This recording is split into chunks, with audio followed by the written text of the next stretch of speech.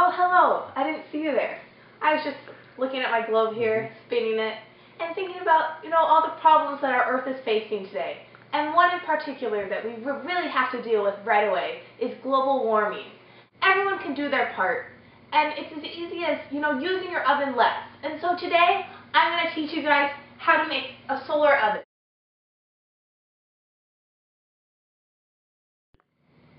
So all you need are a couple of standard boxes. This one's even the one we had our turkey in for Thanksgiving. If you don't have any boxes, you can go to your local grocery store and ask them. They are always happy to give them away. And so what we've done is we have our bigger box. It's about 18 by 20 inches. The height isn't that important.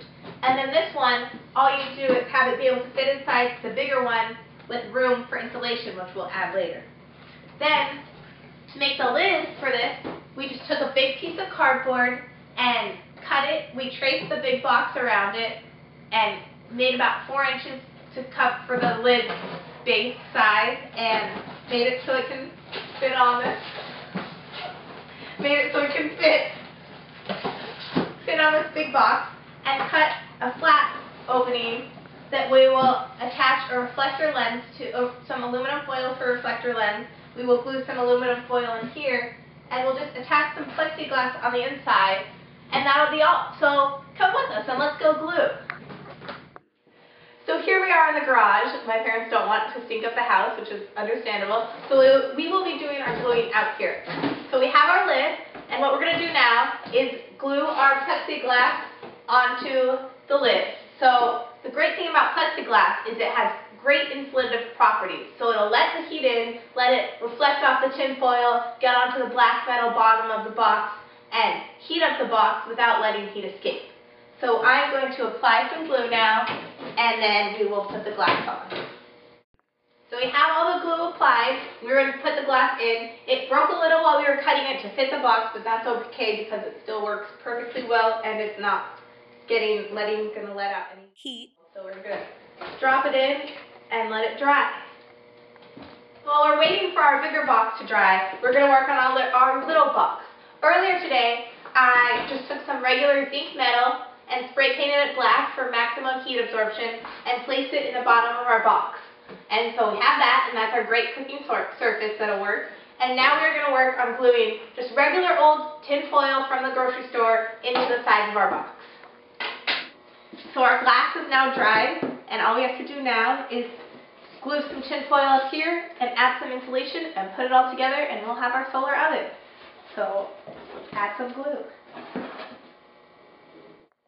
Okay, so we've got our tin foil on the reflector top, and so now all we have to do is combine everything and add the insulation. So we take our big box, put our little box in it with our black bottom and our tin foil. We have to add our insulation, which is just a whole bunch of newspaper.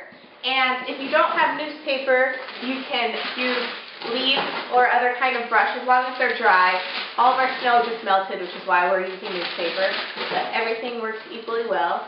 So we'll add this and then add the top. So we've added a whole bunch of crumpled newspaper for insulation, and now we are going to add our lid. It's easier if you have an assistant. And we have our solar oven. So let's do a recap of what we did. We had a small inner box that was about 18 by 20 inches. The height isn't that important. Then we had a bigger box that was about 2 to 3 inches bigger on each side that you could fit on the smaller box could fit inside of.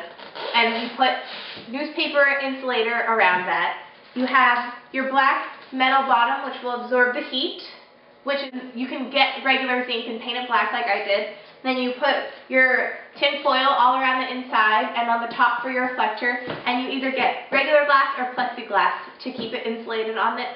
So here's our box, our solar oven. Let's go try it out. So unfortunately it's raining like it often does in the Pacific Northwest, and that really isn't great for a cardboard solar oven. So hopefully we'll be able to try later. But for right now, at least you know how to make a solar oven.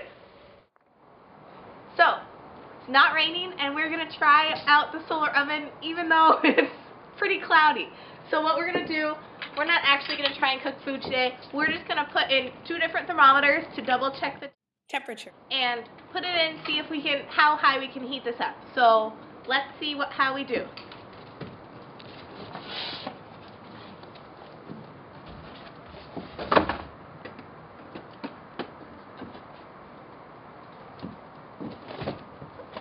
We will come back for updates in a little bit.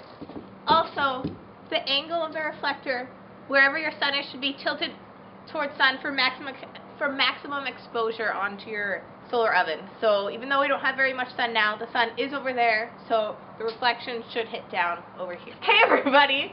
So the solar oven's been out here for about 40 minutes, and the thermometer says that it is 50 degrees in here, and it's about 38 degrees outside. So it clearly works. The solar oven can heat stuff up. Unfortunately, it didn't heat something up so that we could cook it, but I'd say that that's pretty good results for this weather outside, and I'm sure that it would work great for when we have better weather with actual sun showing. We could cook some soup, maybe even grill a chicken. Who knows?